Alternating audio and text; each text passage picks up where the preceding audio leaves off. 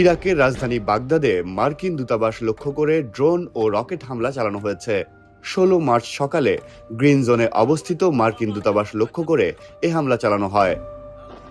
৩টি ড্রোন এবং ৪টি রকেট দিয়ে দূতাবাসে হামলা হয়, যার মধ্যে অন্তত একটি ড্রোন দূতাবাসের ভেতরে আছড়ে পড়ে। একজন প্রত্যক্ষদর্শী রয়টার্সকে জানান, তিনি অন্তত ৩টি ড্রোনকে মার্কিন দূতাবাসের দিকে উড়ে যেতে দেখেছেন।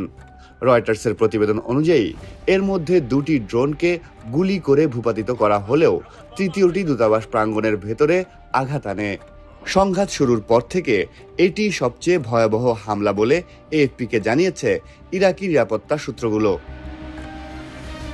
গত ২৮ ফেব্রুয়ারি ইসরায়েল ও যুক্তরাষ্ট্র মিলে ইরানে হামলা করার পর থেকেই পরিস্থিতি উত্তপ্ত হয়ে ওঠে।